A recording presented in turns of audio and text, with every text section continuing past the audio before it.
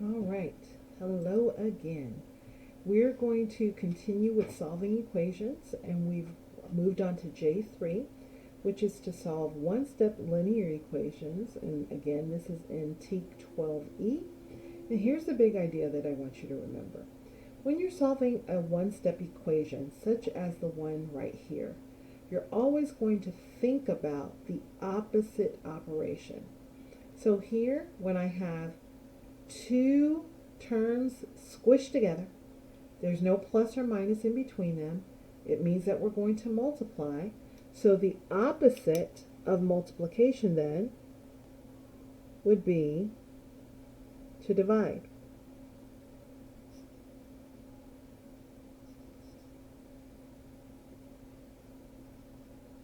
They're opposites of each other.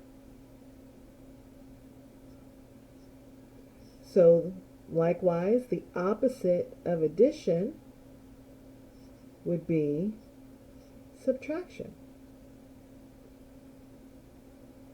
And these are very important that you remember, because this is how we isolate or solve for a variable. So let's take number 1. Again, we have 2 multiplied by j equals 8. Well, by inspection, I could think, well, 2 multiplied by some number j gives me 8. What would that number be? So just thinking about it, I would think that j would have to equal 4. Well, solving it, what I would do is, since this is multiplication, make a note. This is multiplication. My opposite operation is going to be division.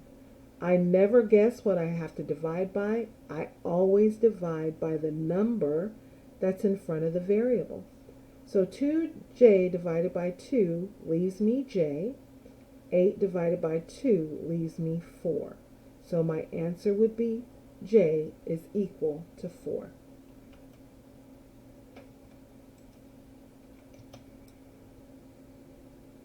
Now I have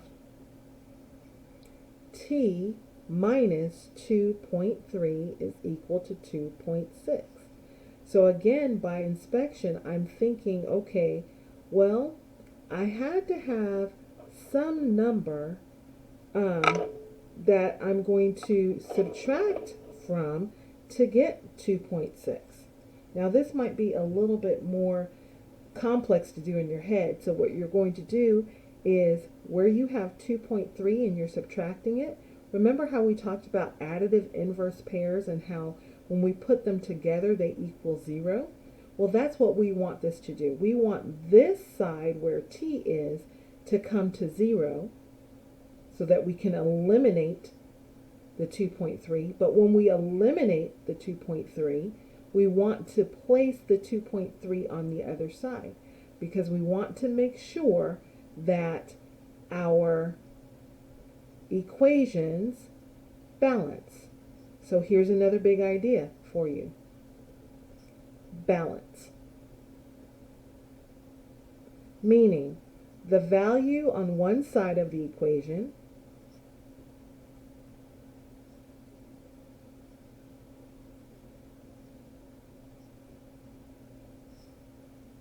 must always equal the balance on the other side of the equation.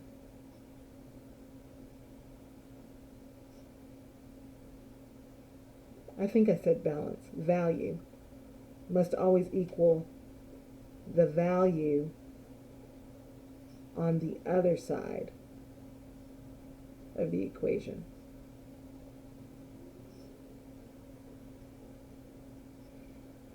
And hopefully you're thinking about my teeter-totter story. When I was in 4th grade, you guys know I still feel that to this day. When my supposed friend hopped off the teeter-totter and I hit the ground, you don't want that. So let's say, no I think that's what y'all call them, seesaws. No, we don't want those. So we're going to add 2.3 to this side of the equation. And what I'm going to do, notice how this equal sign separates both parts of the equation. Whatever I do on one side of the equal sign, I have to do on the other. So if I add 2.3 over here, and these are additive inverse pairs, if I owed you $2.30 and paid you $2.30, I don't owe you anything. What's left is t, and over here is 4.9. So t must be 4.9. Number 3, t, oh no, I'm sorry, that's f. F plus 8 equals 10. Well, by inspection, I have to say, well, what plus 8 gives me 10? Well, f would have to equal 2. Well, let's prove it. Since this is 8 is being added, the additive inverse pair would be to subtract 8, or the inverse operation would be to subtract 8. If I subtract 8 on one side of the equal sign, I must subtract 8 from the other, and that leaves me with t is equal to 2. I keep seeing t when it's really f. All right, number 4. We have 9 is equal, I'm going to move my book up here. 9 is equal to 3 multiplied by t. Remember, our opposite operation is to divide, or you can think about this by inspection. When I say inspection, I mean by looking at it. What number times 3 gives me 9? Well, 3 times 3 gives me 9, so t has to equal 3, but now I'm going to prove it. If I divide by 3, if I divide 3t by 3 over here, then 3 divided by 3 simplifies to 1. 3t divided by 3 simplifies to 1t. Well, then I have to divide the other side of the equal sign also by 3. 9 divided by 3 is 3. So t equals 3.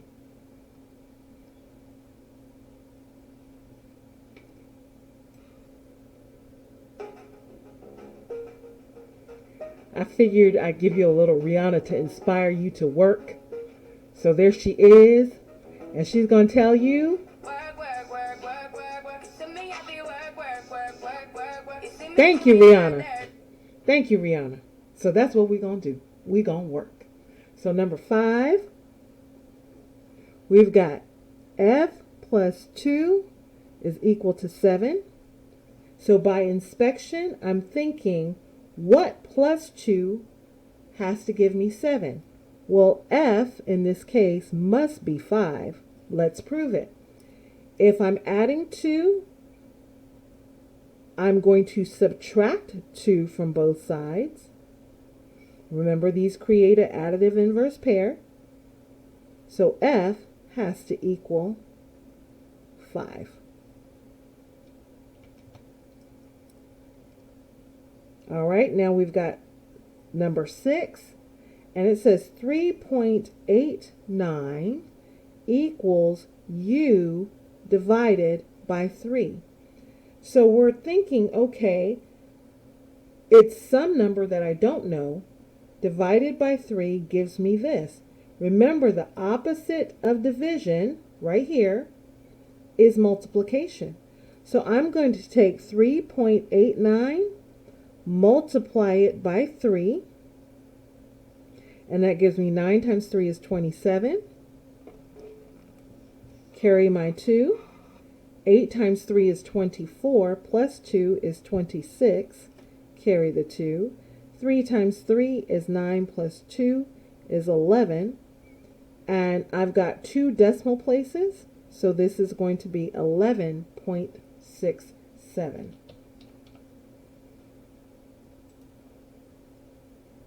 For number 7, we've got q divided by 2 equals 3. So by inspection, I'm thinking some number divided by 2 gives me 3. Well, this is pretty easy. We know 6 divided by 2 gives me 3. So q must equal 6, but let's go ahead and prove it. Now, what I'm going to do is I'm going to multiply both sides of the equation by 2. So what that looks like is I would have a 2 up here, and I still have my q divided by 2. And notice I put this 2 in the numerator because that's the only way 2 will be divided by 2. And then I have 3, and since I'm multiplying by 2 on this side of the equation, I must multiply by 2 on the other side. 2q divided by 2 gives me 1q. 3 multiplied by 2 gives me 6. Now for number 8, we have 3 is equal to c divided by 4. We're going to do the same thing we did on the last one.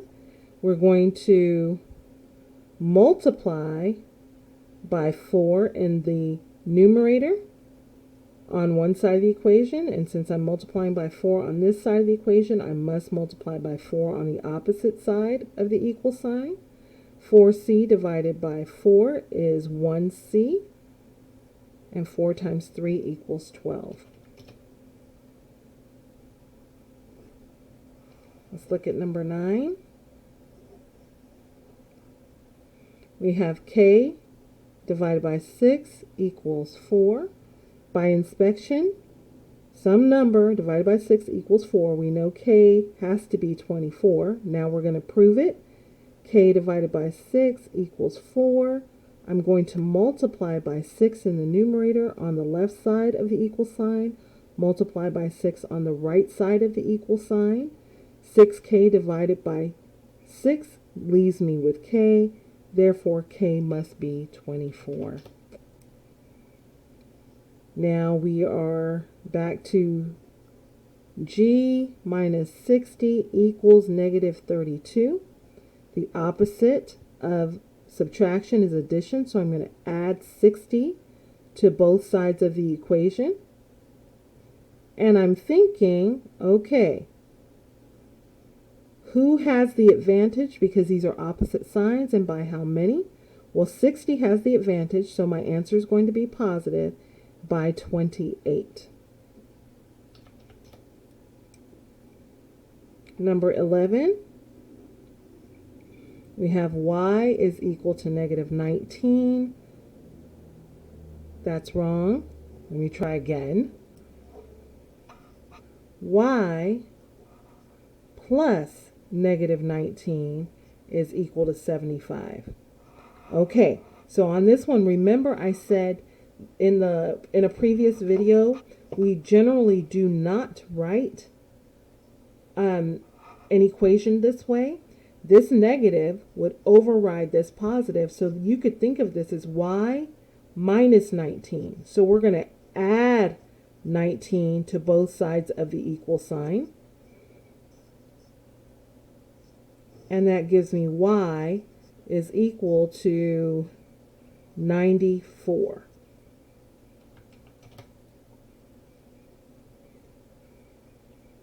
We're continuing with J3. So question number 11, D minus 19 is equal to 57. The opposite or inverse operation would be to add 19. So when we add 19 on this side, it's a additive inverse pair, which brings the left side to D only, because negative 19 plus 19 equals 0.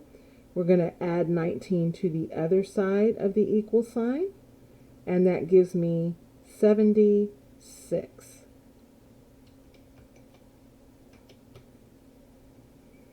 Number 12 is S plus negative 17 is equal to negative 22.